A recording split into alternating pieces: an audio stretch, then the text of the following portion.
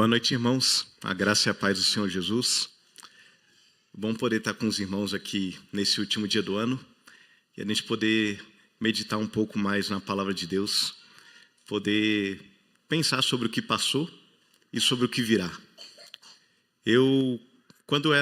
Ao longo do tempo da minha vida, eu nunca fui muito ligado no Ano Novo. Ainda hoje eu não sou muito ligado na comemoração de Ano Novo, esse tipo de coisa. Das festas de fim de ano, a minha preferida sempre foi o Natal. Mas à medida que o tempo vai passando, que a gente vai envelhecendo, que a gente vai tomando cada vez mais consciência do tempo que passa, o Ano Novo se torna uma coisa também bem reflexiva para mim. Passo a pensar mais sobre o tempo que vai passando, sobre o tempo que passou, sobre o tempo que virá. E, nesse sentido, quero meditar com os irmãos justamente sobre o tempo, sobre o que a palavra de Deus nos ensina sobre o tempo. E convido os irmãos a abrirem suas Bíblias em Eclesiastes, no capítulo 3.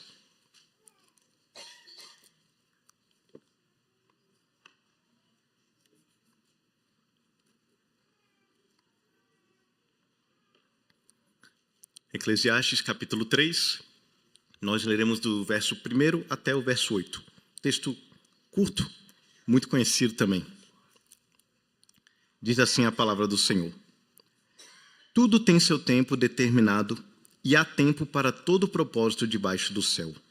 Há tempo de nascer e tempo de morrer, tempo de plantar e tempo de arrancar o que se plantou, tempo de matar e tempo de curar, tempo de derribar e tempo de edificar, tempo de chorar e tempo de rir, tempo de prantear e tempo de saltar de alegria, tempo de espalhar pedras e tempo de ajuntar pedras, tempo de abraçar e tempo de afastar-se de abraçar, tempo de buscar e tempo de perder, tempo de guardar e tempo de deitar fora, tempo de rasgar e tempo de coser, tempo de estar calado e tempo de falar, tempo de amar e tempo de aborrecer, tempo de guerra e tempo de paz.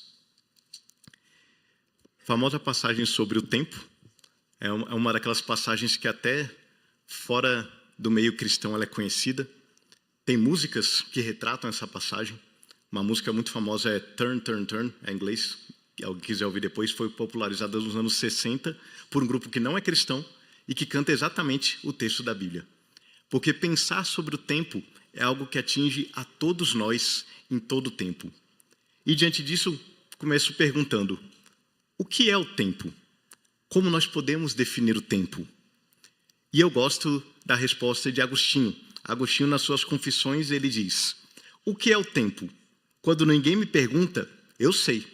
Mas se eu quero explicar a quem me pergunta, já não sei mais. A gente tem dificuldade para definir o tempo.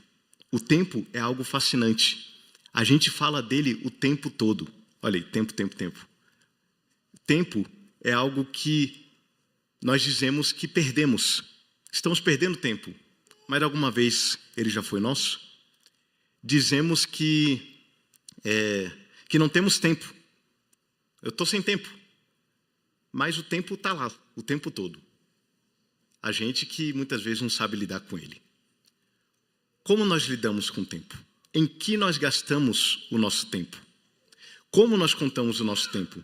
Como nós vivemos no tempo? Todos nós habitamos o tempo, isso é certo. Mas nós podemos não ter uma boa relação com ele. Alguns de nós podem ser descuidados com o tempo e deixam simplesmente a vida passar.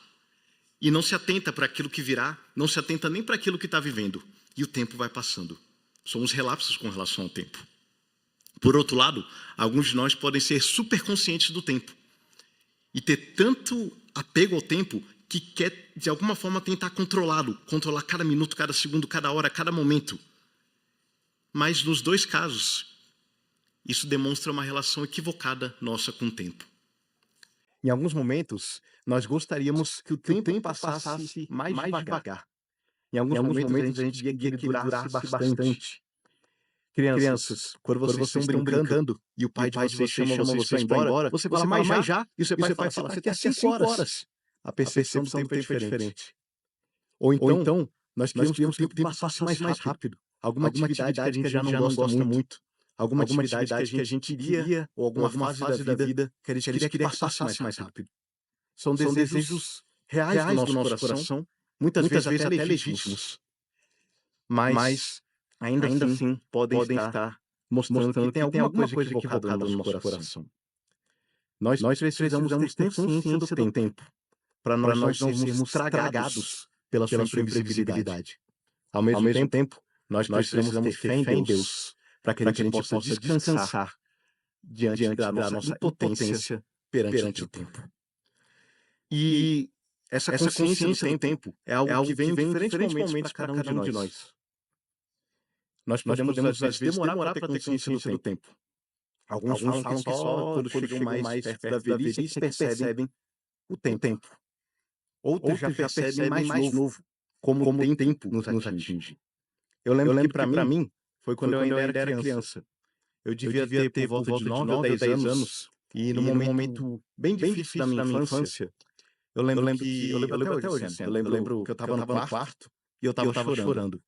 E eu lembro que meu pai entrou e para tentar me consolar, tinha uma música que estava tocando, e era uma música que ele tinha apresentado há pouco tempo para mim. E ele aproveitou da música e fez o gancho, e ele falou, presta atenção, é a música Aquarela, do Toquinho. E tem um pedaço da música que diz assim, um menino caminha e caminhando chegando no muro. E ali logo em frente, esperar pela gente, o futuro está. E o futuro é uma astronave que tentamos pilotar. Não tem tempo nem piedade, nem tem hora de chegar. Sempre de licença muda a nossa vida, e depois convida a rir ou chorar. Nesta estrada não nos cabe conhecer ou ver o que virá. O fim dela ninguém sabe, nem ao certo onde vai dar. Eu lembro que naquela época, que por meio dessa música, sempre que eu escuto essa música, eu não consigo não lembrar daquele dia, eu tomei uma certa consciência do tempo. De que ele pode chegar e mudar a nossa vida sem a gente perceber. De repente tudo muda. E diante das mudanças, nós vamos ser convidados a rir ou a chorar. Naquela época eu estava chorando, mas meu pai falou, as coisas vão melhorar, você vai rir. Mas, ao mesmo tempo, a música diz que ninguém sabe na estrada da vida onde a vida vai dar. E eu também aprendi ao longo do tempo que na verdade eu sei onde a vida vai dar. Porque a palavra de Deus nos ensina onde a vida vai dar. A palavra de Deus nos conduz por um caminho de sabedoria. Nós precisamos de sabedoria para habitarmos no tempo. Nós precisamos de sabedoria para entendermos o tempo em que nós vivemos. E esse trecho aqui, o pregador de Eclesiastes, Salomão, ele vai nos dar um caminho de sabedoria para que nós possamos lidar bem com o tempo. Para que nós possamos ter sabedoria para vivermos o tempo. E no primeiro versículo, ele já começa, tudo tem o seu tempo determinado, e há tempo para todo o propósito debaixo do sol. Debaixo do céu aqui ele fala sol. E nesse momento, Salomão ele nos situa numa posição que muitas vezes passa despercebida por nós. Em que nós olhamos para o tempo e nós vemos o tempo tem propósito. Isso significa que o tempo ele tem um Senhor. Isso significa que o tempo não é essa força impessoal e descontrolada que despropositadamente sai arrastando a todos nós numa marcha piedosa até o fim das nossas vidas. Muita gente considera o tempo dessa forma. Estamos à mercê do tempo. Mas não é isso que a palavra de Deus nos ensina. A palavra de Deus nos ensina que aquele que está acima do céu, ele controla o tempo. Aquele que está acima do céu, ele guia o tempo. Aquele que está acima do céu pôs um propósito no tempo. Deus é o criador do tempo. E a sabedoria bíblica nos mostra que esse Senhor é soberano sobre o tempo.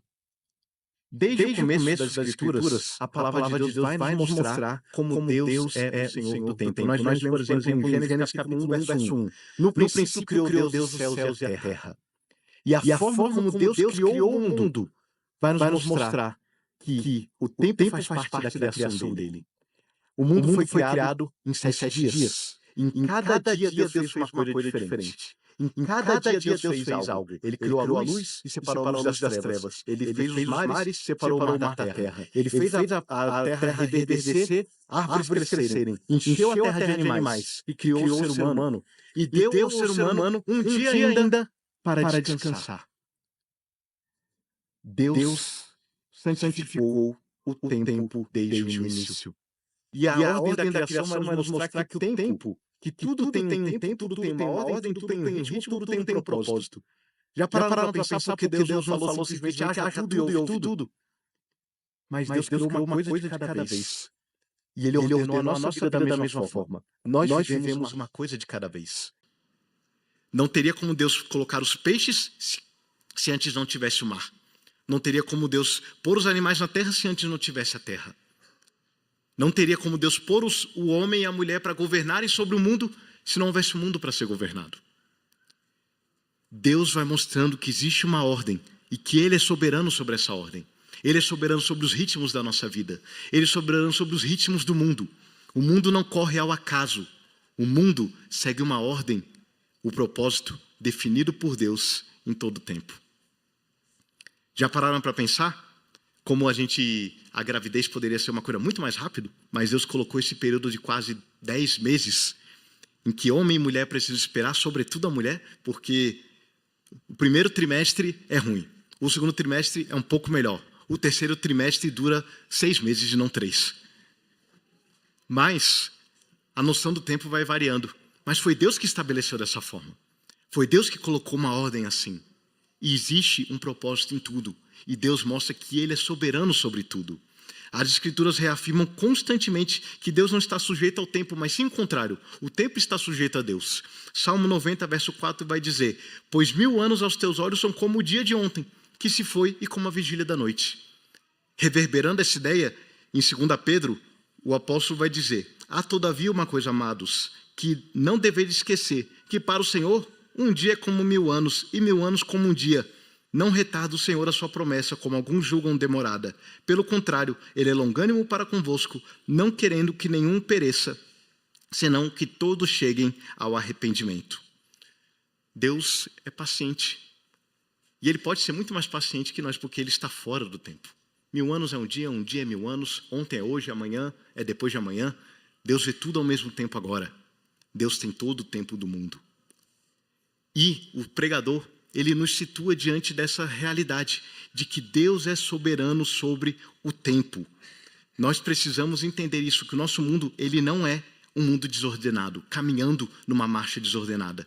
Mas existe um propósito em tudo aquilo que está acontecendo, um propósito determinado por Deus, para ser cumprido no tempo de Deus. E ao mesmo tempo, o tempo não deve nos amedrontar, porque ele não é nosso inimigo. Ele não é senhor das nossas vidas. Ele é uma criatura, assim como nós. E ele é um servo fiel do nosso Senhor. Deus é nosso Pai.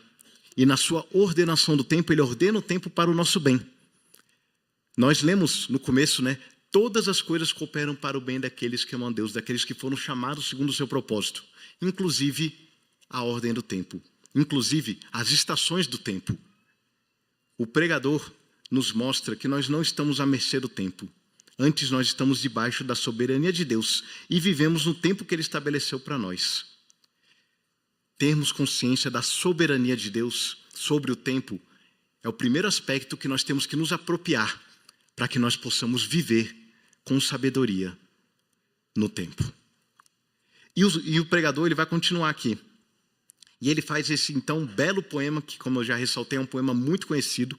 É algo que todos nós falamos, às vezes até na conversa do dia a dia, a gente repete: tem tempo para todas as coisas. Há tempo para todas as coisas. Nós falamos isso, às vezes, sem nem perceber que a gente está citando a Bíblia. No mundo fala isso sem perceber que está citando a Bíblia. Mas isso é a sabedoria bíblica, que vem desde a antiguidade e que nos atinge até os dias de hoje. E o pregador, para que nós possamos entender essa soberania de Deus sobre o tempo, ele vai colocar esse breve poema, mas é um poema carregado de significado teológico. É um poema com tantas nuances que às vezes é até difícil a gente explorar tudo que ele tem para dizer. Mas nós vamos tentar trabalhar um pouco em cima dele aqui. E nós podemos primeiro perceber que aqui o pregador fala de 14 pares. São 14 pares que ele coloca aqui, 14 situações que ele apresenta diante de nós que servem para cobrir toda a existência da vida humana. Na Bíblia, o número 7 é um número que normalmente simboliza ou algo que é completo ou algo que é perfeito. Aqui nós temos 7 vezes 2, e isso não é por acaso. Aqui o pregador quer dar ênfase na completude daquilo que ele quer falar. Ele quer falar de uma inteireza enfática da vida humana que está sendo coberta pela soberania de Deus, dos tempos que são estabelecidos por Deus. E outra coisa interessante para nós analisarmos aqui, no Antigo Testamento, em hebraico, existe uma palavra só para tempo. Não lembro dela exatamente agora de cabeça, et, alguma coisa assim. Mas, lá ainda na Antiguidade, antes de Cristo, o Antigo Testamento ele foi traduzido para o grego. É a tradução que nós chamamos da Septuaginta. E os estudiosos hebreus que fizeram essa tradução, eles viram que em grego existem duas palavras para se referir sobre o tempo. Existe a palavra cronos, que é a ideia de tempo cronológico, é daí que vem essa palavra cronológico, que são os minutos, os segundos e as horas que correm, esse tempo que a gente consegue contar. Mas existe também a palavra kairos. E a palavra kairos, ela não está sujeita a esse tempo que é contado pelo sol, pelas estrelas e pelo passar do tempo. É um tempo que é um tempo determinado e estabelecido. É um tempo de estações definidas. E quando eles foram traduzir este texto para o grego, eles usaram em todo o tempo kairos. Porque aqui a ideia não é de um tempo que a gente pode contar, mas é de estações da vida que foram definidas por Deus. É uma forma diferente da gente contar o tempo. É uma forma mais a forma como Deus conta o tempo, diferente da forma como nós contamos. E é interessante, tem uma canção que ela retrata essa forma de pensar sobre o tempo. O nome da canção é uma canção antiga também, é Seasons of Love. E ela fala o seguinte, em português, é claro. 525.600 minutos. Como você mede um ano? Esses são os minutos que tem no ano. 525.600 minutos. Como você mede um ano? Em nasceres do sol? Em pores do sol? Nas meias noites ou em copos de café? Em centímetros ou em quilômetros? Em risos ou em discussões? Como você mede um ano na vida de uma pessoa? Como você mede a vida de uma mulher ou de um homem? Em lições que ela aprendeu ou nas vezes em que ele chorou? Nas pontes que ele queimou ou na maneira como ela morreu? Que tal medir em amor? O tempo, quando a gente mede, quando a gente para pensar, muitas vezes a gente não mede justamente dessa forma. A gente não mede nas horas que a gente passou. A gente mede nos momentos em que a gente viveu. E isso também é sabedoria bíblica. O pregador nos mostra que a vida debaixo do céu segue em estações determinadas muito mais do que em horas, segundos e minutos. Além disso, o autor também teve um autor, quando eu estava lendo, que nos chama a atenção que esse cenário das estações nos permite experimentar a realidade da criação, da queda e da redenção. Ao longo da nossa vida, nós experimentamos a beleza da criação de Deus, os efeitos devastadores do pecado e a esperança da redenção que Deus nos oferece. E as estações da vida nos permitem vivenciar tudo isso, experimentar tudo isso e assim conhecermos mais a Deus e conhecermos a soberania de Deus. Percebermos tudo isso é sabedoria para nós vivermos. E nesses 14 pares que o autor coloca, ele também usa um recurso do hebraico, que é um recurso em que se apresentam dois pontos distintos, ou dois extremos, para poder falar do todo. Então ele fala de um ponto leste, fala de um ponto oeste, mas ele não está falando apenas desses pontos, ele está falando de lá, de cá e de tudo que está no meio. Então, aqui a ideia é que possa abranger o máximo possível da nossa existência humana. E ele vai colocando aqui, não apenas os extremos. Todos os pares de situações aqui são coisas que nós vivenciamos, são coisas que nós experimentamos, mas ao mesmo tempo são coisas que Deus ordena, são coisas que Deus faz, são coisas que de certa forma o próprio Deus também vive. E isso é interessante para a gente entender, mais uma vez, o tempo que nos é dado. E nesse sentido, o primeiro par que ele fala, que já é o par que atinge a todos nós, ele fala, existe tempo de morrer e tempo de nascer. Esses são os dois compromissos que ninguém pode faltar. E ao mesmo tempo, são os dois compromissos que ninguém escolhe. Ninguém escolhe a hora de nascer, ninguém escolhe a hora de morrer. Mas Deus escolhe. Então, Deus ordenou o nosso nascimento e Deus também ordena a nossa morte. A vida que nós experimentamos, que nós vivenciamos, ela passa pelo nascimento e ela passa pela morte. Não só a nossa, mas as dos outros também. Nós experimentamos a bênção da vida que se renova a cada nascimento, mas nós também experimentamos a dor avassaladora do pecado que nos abate na morte. Nós precisamos entender as estações que nós estamos vivendo e tudo que está no meio delas. Há tempo de viver e há tempo de morrer. Ao mesmo tempo, as Escrituras também colocam aqui, o texto nos apresenta as várias atividades criativas e destrutivas do ser humano. Então, quando ele fala aqui, há tempo de plantar e tempo de arrancar o que se plantou. Há tempo de matar e tempo de curar. Tempo de derribar e tempo de edificar. Aqui ele está falando muito mais do que as atividades específicas. Também está falando delas. Mas ele também está falando da capacidade criativa e, ao mesmo tempo, destrutiva do ser humano. Nós conseguimos cultivar belíssimos jardins, mas, ao mesmo tempo, também chega um momento em que esses belos jardins são pisoteados e arrancados friamente. O tempo passou, e enquanto havia um jardineiro cuidando, de repente não tem mais esse jardineiro. Há tempo de plantar e há tempo de arrancar. Há tempo, como ele coloca aqui, de derrubar e de edificar. Nós construímos coisas belas. Quantas cidades magníficas já não foram construídas ao longo do tempo da humanidade? Mas, ao mesmo tempo, quantas cidades já não foram brutalmente saqueadas pela própria humanidade? Cidades que nós simplesmente ouvimos falar, que eram cidades belíssimas. Nós, quando olhamos para as 7 maravilhas do mundo antigo, só sobraram as pirâmides. Foram saqueadas, foram levantadas, foram derribadas. Há tempo disso, há tempo daquilo. Há tempo de curar e tempo de matar. Nós podemos ver como, ao longo do tempo, a humanidade foi desenvolvendo novas formas fantásticas de cura. A medicina avançou de tal forma que, hoje em dia, são poucas doenças que não têm tratamento. E mesmo assim ela continua sempre buscando novas formas de curar. Mas, ao mesmo tempo, existe também as armas letais que o ser humano não cessa de criar. Criou a bomba atômica na época da Segunda Guerra Mundial. Criam-se novas formas de aborto. A mesma humanidade que cura é a humanidade que mata. E nós vivemos nessas estações.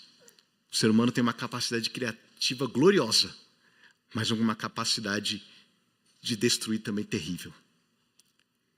E nós precisamos entender tudo isso que nós estamos vivendo. Nós também temos a época dos sentimentos variados. Ele coloca aqui, há tempo de chorar e tempo de rir, tempo de prantear e tempo de saltar de alegria. Quantas vezes você chorou nesse ano? Eu chorei muitas. Chorei muitas vezes. Mas também há tempo de rir da beleza da vida. Eu também pude rir muitas vezes de coisas tão maravilhosas que aconteceram. Meu pai tinha razão. A música do Toquinho também tinha razão. A gente vai ser convidado a rir, a gente vai ser convidado a chorar. Chorei quando meu filho ficou doente. Muito. Mas eu também sorri quando ele voltou a sorrir. Eu sorri porque foi esse ano que ele nasceu. Foi um ano bem intenso. Ao mesmo tempo, nós também pranteamos. E o prantear aqui é o prantear comunitário. Muita gente chorou comigo. Eu também chorei com muita gente. Muita gente, é tempo de saltar de alegria também com os nossos irmãos. Quantos momentos a gente não pôde saltar de alegria com os nossos irmãos?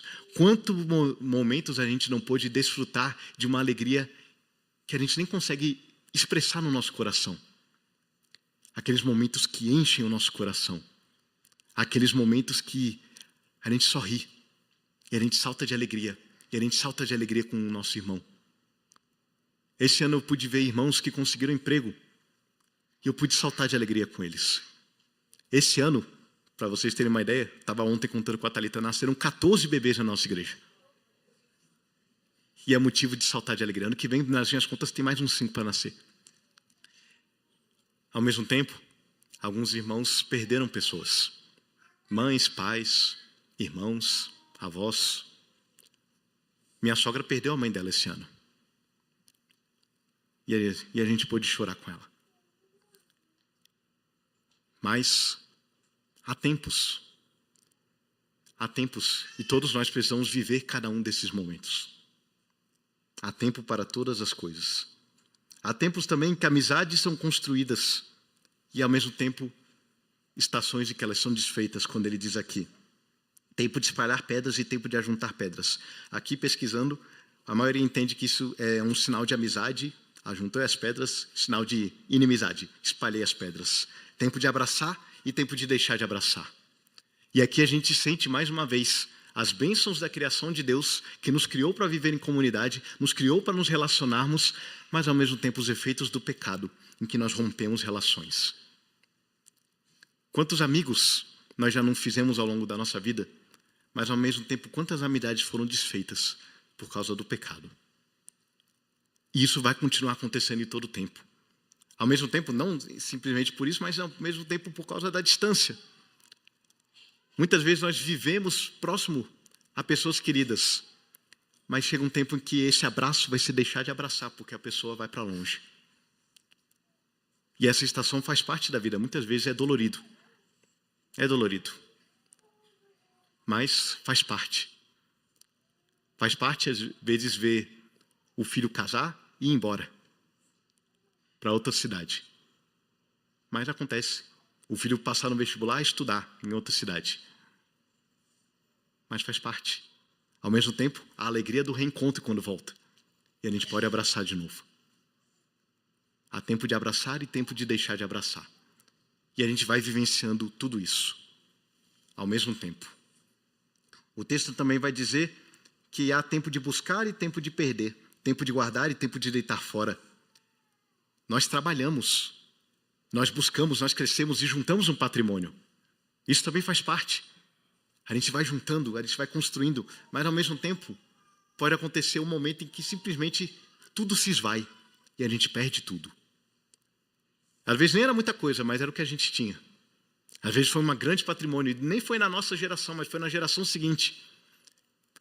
Quantas pessoas aqui não têm a história de um avô que tinha dinheiro e que perdeu tudo? Acontece, muita gente fala, porque meu avô tinha uma fazenda e perdeu tudo. E aí agora eu estou aqui, pagando aluguel. Então, acontece esse tipo de coisa. Junta-se e perde. Busca e perde. Às vezes são coisas menores. Uma vez aconteceu comigo com a Thalita. Depois disso eu fiz um seguro de casa que eu não tinha. Entupi o cano. Não sei quem já precisou chamar um desentupidor para desentupir o cano, mas não é barato. E a gente perdeu a parte das nossas economias para as férias. Ficou umas férias mais apertadinhas.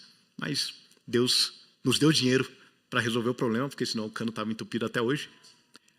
Mas, ao mesmo tempo, Ele também proveu que a gente tivesse férias. A gente junta, a gente espalha. A gente recolhe e a gente deita fora. E a gente precisa vivenciar cada momento que a gente está passando. Nós habitamos o tempo. E a gente não tem como não habitar o tempo. Mas lembre, nós não somos sujeitos a Ele. Nós estamos debaixo da soberania de Deus. Nós só precisamos de sabedoria para viver o tempo que Deus nos dá para viver. O autor também coloca aqui que há tempo de rasgar e tempo de coser. Aqui é mais uma vez a ideia da criatividade e da destruição. Quantas coisas belas a gente não consegue, peças que a gente não consegue costurar. Eu não consigo costurar, né? Mas quem costura consegue fazer coisas belíssimas. Mas ao mesmo tempo, chega um momento em que às vezes precisa rasgar. Ou porque não ficou tão bonito, ou simplesmente porque ficou velho, ou porque no momento de frustração se rasga. Acontece. Momentos de calmaria em que a gente pode coser. Momentos de angústia em que muitas vezes é preciso rasgar. Há tempo para a criatividade e há o tempo da destruição também. E nós vamos vivenciando cada experiência que Deus nos dá. É o nosso mundo de criação, queda e redenção. E o sábio já tinha percebido tudo isso. E ele deixa tudo isso para nós. O texto continua e mostra as estações que envolvem nossos afetos. Há tempo de amarmos e há tempo de aborrecermos. Deveríamos amar em todo o tempo. Mas nem sempre isso acontece. Ao mesmo tempo, existem motivos pelos quais nós devemos nos aborrecer. A injustiça, o pecado, devem nos aborrecer. E há estações para isso, em que a gente deve se indignar com o mal que há no mundo, que a gente deve se indignar com a impiedade do mundo, que a gente deve se indignar porque pessoas ainda não conhecem a Cristo. E é o tempo de amarmos. E muitas vezes os irmãos estão vendo como essas estações, elas não têm muito a ver com o tempo cronológico, porque elas muitas vezes se sobrepõem. Não é que agora é uma hora específica do amor e agora é uma hora específica do aborrecimento. Agora estou amando meu filho, agora estou aborrecido com meu filho. Essas coisas se sobrepõem. São as estações da vida. A nossa vida não pode ser fragmentada. Muitas vezes a gente lê o texto e parece que a nossa vida é fragmentada, mas não é isso. Como eu falei, todos esses pares de situações é para mostrar toda a amplitude da nossa vida. A nossa vida ela é variada, a nossa vida ela é dinâmica, a nossa vida ela passa por todas as coisas, tudo ao mesmo tempo agora. Nós vamos vivenciando cada momento. E há tempo de guerra e tempo de paz. As nações entram em conflito. Em alguns casos por motivos justos, em outros por motivos torpes. Mas em todo caso a guerra, ela já é uma consequência do pecado. Em que muitas vezes a guerra justa é para impedir um mal maior. Mas é um mal que está no mundo. E a guerra existe simplesmente por causa do mal que há no mundo. E a paz, ela é fruto da redenção de Deus. Por isso nós ansiamos tanto a paz. A paz foi perdida lá no Éden, quando Adão e Eva pecaram. Mas ao mesmo tempo, nós vivenciamos situações de guerra e paz em todo o tempo. Até no nosso coração. Guerra contra o pecado, paz com Deus. Paz com nossos irmãos, guerra contra o sistema mundano que se levanta contra Deus. Vivenciamos tudo ao mesmo tempo. Vivenciamos a guerra, vivenciamos a paz. Todos esses pares, eles expressam a inteireza da nossa vida. Eles expressam a completude da nossa vida. Eles expressam tudo aquilo que nós vivemos. E nós precisamos ter consciência de tudo isso. Nós precisamos viver sabiamente tudo isso.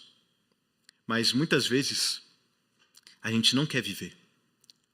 Nós precisamos viver cada momento. Muitas vezes a gente não quer viver.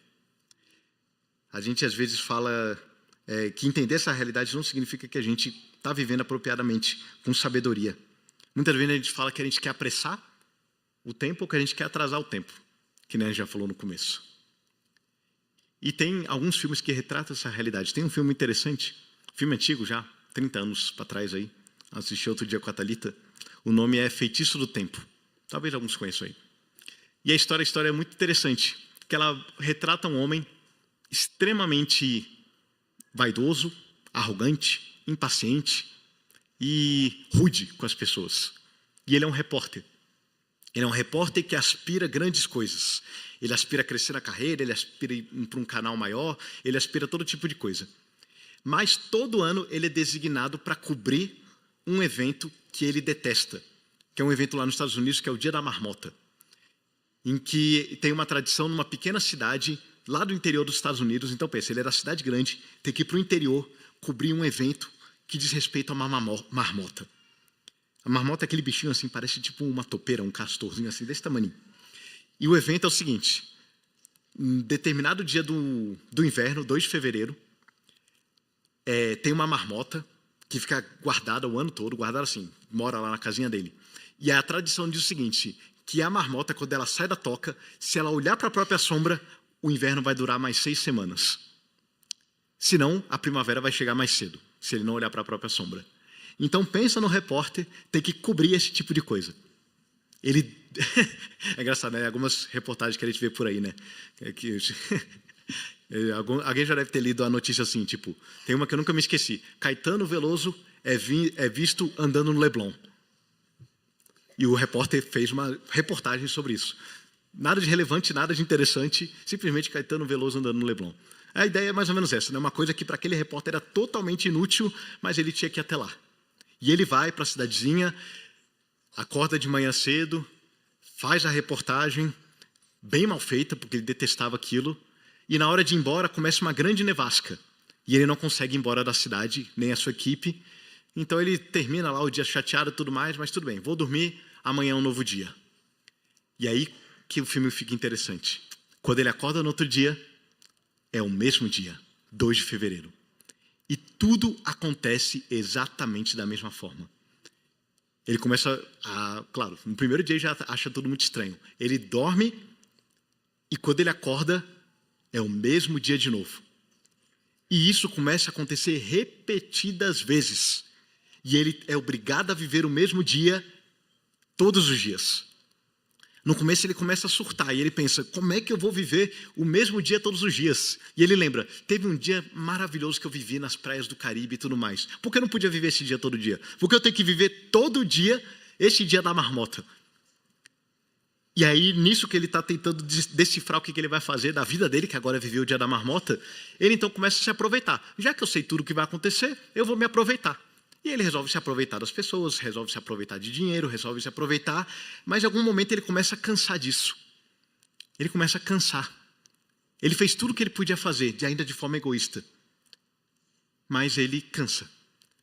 E aí, no desespero, chega um dia em que ele se mata. Mas aí ele acorda de novo no mesmo dia. E ele começa, não é possível. E ele começa a tentar várias vezes se matar. De todas as formas possíveis. E sempre ele acorda no mesmo dia. Então ele pensa, não é possível. Eu estou preso aqui para sempre. E aí ele conversa com a colega dele de equipe, que ele gostava muito dela. Era apaixonado por ela, mas ela não ligava para ele, porque ele era uma pessoa horrível. E ele também não sabia como lidar com ela. E aí, ele consegue convencê-la de que ele vive o mesmo dia todos os dias, porque ele fala tudo o que vai acontecer. E ela fala, por que você não tenta viver de uma forma melhor? E ele resolve tentar fazer isso. E é interessante como o semblante dele carregado vai mudando ao longo do filme. E ele então resolve aprender a tocar piano. Ele tinha todo o tempo do mundo para tocar piano. Todo dia ele treinava um pouquinho. E era sempre o mesmo dia. E ele então resolve ser uma pessoa melhor. E então ele vê todos os problemas que aconteceriam naquele dia. Porque ele conhece o tempo todo. E então tem um dia em que ele simplesmente resolve fazer as coisas bem. Não pensando nele, mas pensando nos outros. E ele ajuda um homem que ia morrer engasgado, ele salva um menino que ia cair da árvore, ele troca o pneu das velhinhas, ele faz uma doação para um mendigo.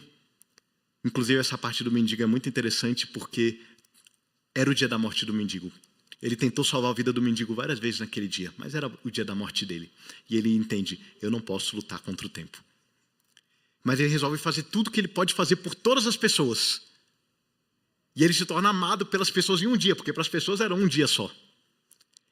E ele, inclusive, consegue conquistar a colega dele, porque ela viu que ele era diferente. E aí, quando ele dorme, ele acorda, e aí agora é de fato outro dia. Não é mais o mesmo dia. E o filme acaba dessa forma, com ele alegre.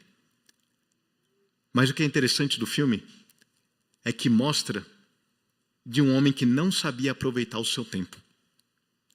Ou que usava o seu tempo de forma mesquinha. E ele aprende, então, sabedoria para viver. Já que eu tenho tempo, por que eu não uso esse tempo de forma boa?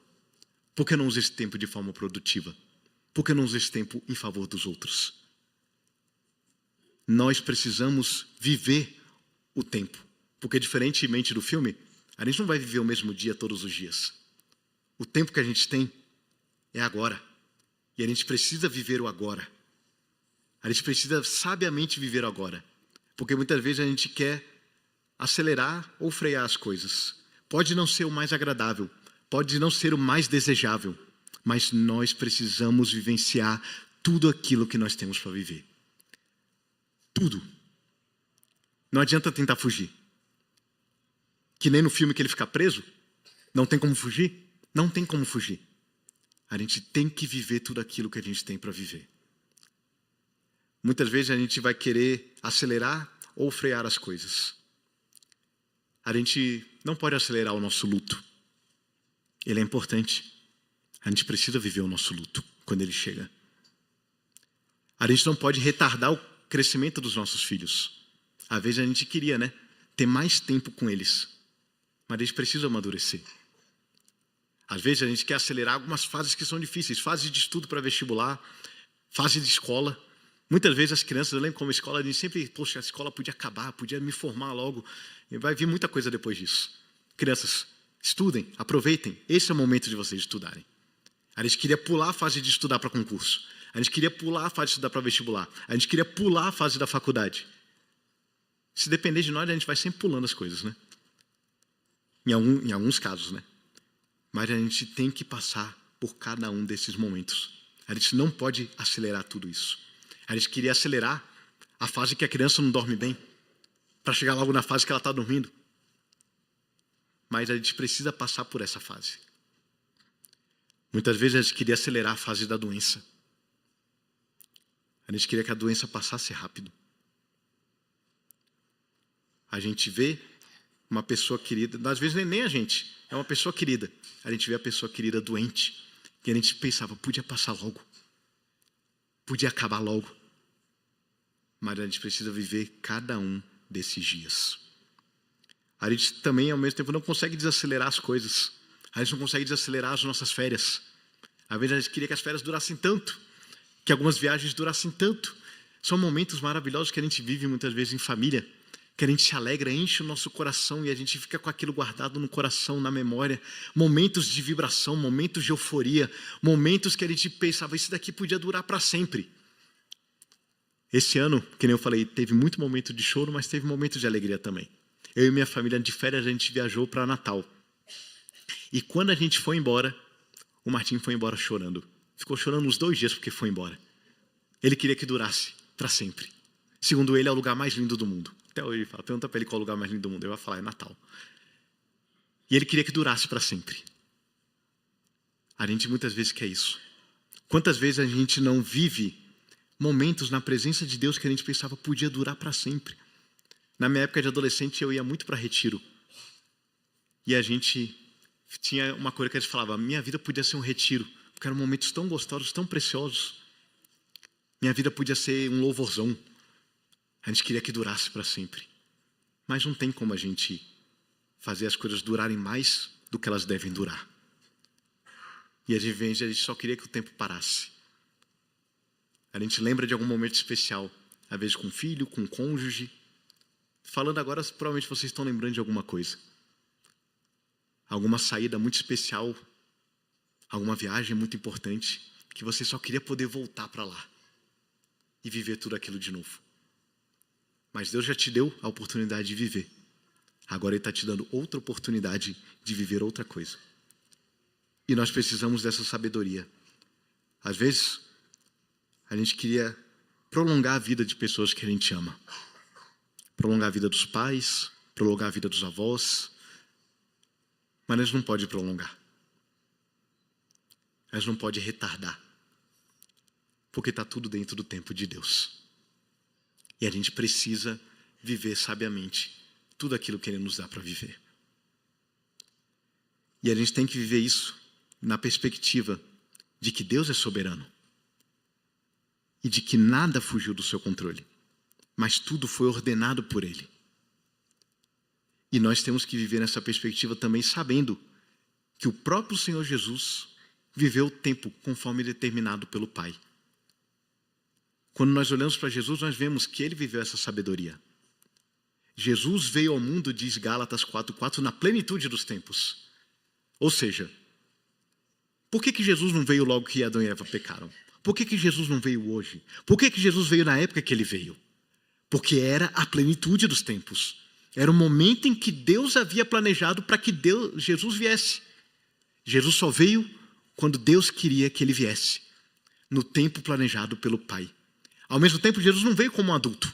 Jesus precisou nascer, que nem nós comemoramos o Natal agora. Jesus precisou crescer. Jesus precisou aprender a andar e a falar. Já pararam para pensar nisso?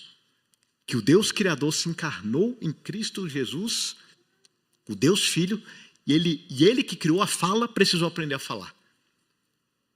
Ele precisou aprender a andar. Ele precisou amadurecer. Até chegar à época certa do seu ministério. E é interessante como Jesus, na sua sabedoria, guiado pelo Pai, nunca se atrasou no seu ministério, nunca se apressou. Pessoas muitas vezes tentavam atrasar em algum lugar. Senhor, fica aqui mais um pouco para poder curar mais pessoas. Ele, não. Eu tenho que ir para outra cidade. Em outros momentos ele tentou tentaram apressar. Senhor, por que o Senhor não faz logo isso? A própria Maria tentou fazer isso. Olha lá, Jesus, acabou o vinho. E Jesus falou, não é chegada a minha hora. Nem a mãe dele conseguiu convencer ele. E mães são boas nisso, né? Quantas mães não dão aquele empurrão para o filho ir para frente? Mas não era o caso.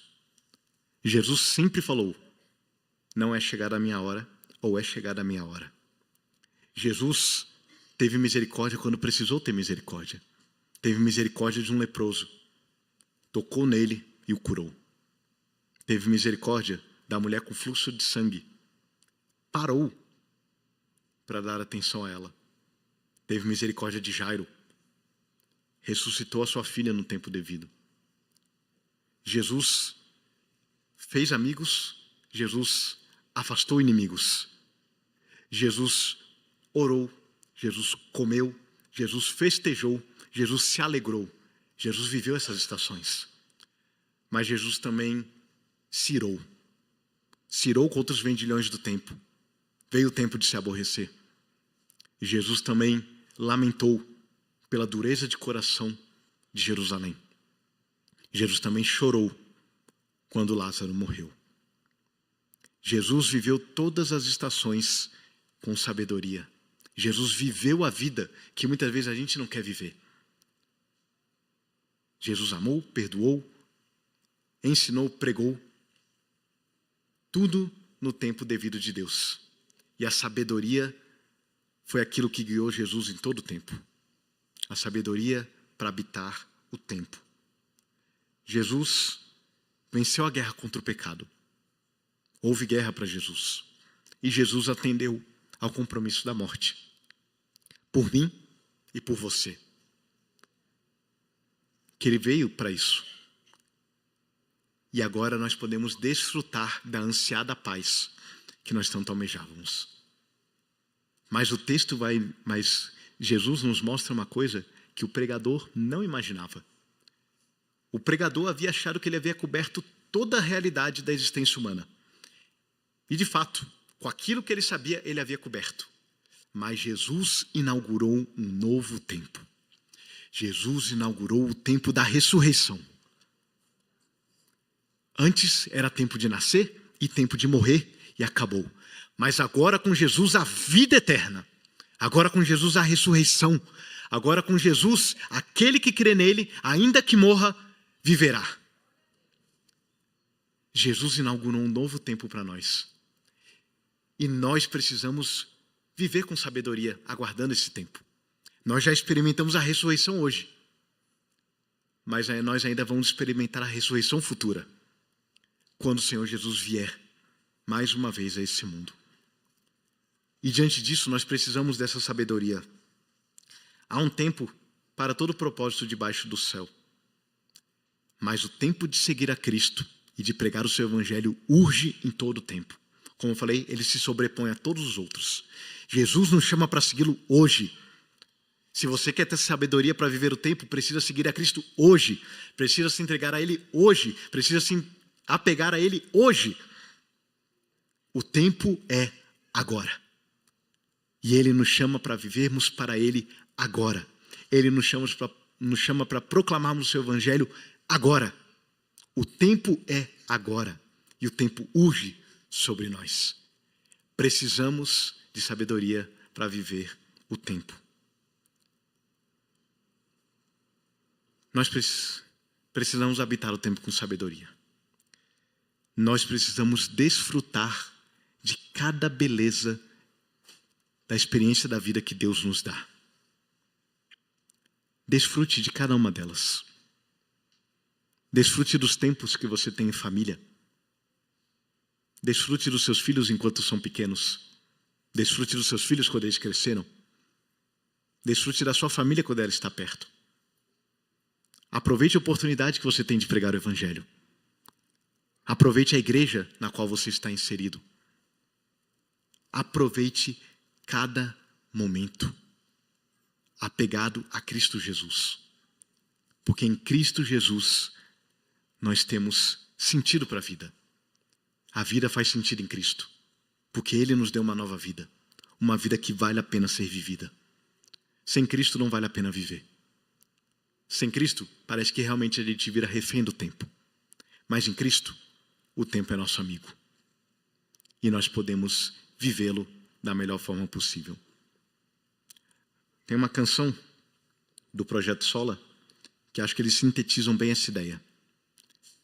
Eles dizem: nova vida para sempre, uma família, alegria, caminhar, o amor buscar, aprender, a luz brilhar, saber que a gente pode crescer, viver, chorar, dançar e se alegrar. Todas as estações da vida. Mas ele continua: mas para nós, ele, Cristo, é da vida o melhor. É nosso mover e existir, paraíso aqui. Só a ele entregar o princípio e o fim, do universo rei, do mundo a luz. O que é o tempo? Eu ainda não sei responder. Mas a Bíblia me ensina a viver. A Bíblia nos ensina a viver o tempo. Que nós possamos viver o tempo com sabedoria, para a glória de Deus. Que nesse novo ano, refletindo sobre o que passou, porque o que passou, você possa viver cada dia que virá com sabedoria, para a glória de Deus.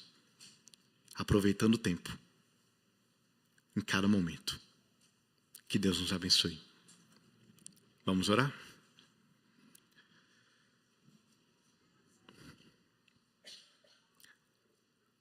Santíssimo Deus, nós agradecemos a Ti, Senhor, pelo ano que se passou. Nós agradecemos porque o Senhor nos deu tantos momentos para vivermos. Momentos de dor, momentos de alegria. Momentos de choro, momentos de riso. Momentos de abraçar, momentos de chorar com os que choram, de saltar de alegria. Momentos em que nós precisamos viver tudo aquilo que o Senhor nos deu para viver. Eu oro a Deus que o Senhor nos dê sabedoria para o novo ano que virá, para que nós possamos habitar o tempo com essa sabedoria que glorifica o Teu nome e que nos permite viver tudo que o Senhor nos dá para viver. Que não queiramos pular nada, que não queiramos atrasar nada, mas que possamos viver com verdadeira sabedoria tudo aquilo que o Senhor nos dá para viver. Que nós possamos pregar a Cristo enquanto é tempo, que nós possamos seguir a Cristo enquanto é tempo. O tempo que o Senhor nos dá é o tempo de hoje. Não controlamos o futuro, o Senhor controla. E nós podemos confiar que o Senhor nos guiará para o nosso bem até o fim. Abençoa, Deus, cada um dos meus irmãos. Abençoa, Deus, cada família aqui. E que o Teu nome seja glorificado em nós. Oramos assim, em nome do Senhor Jesus. Amém.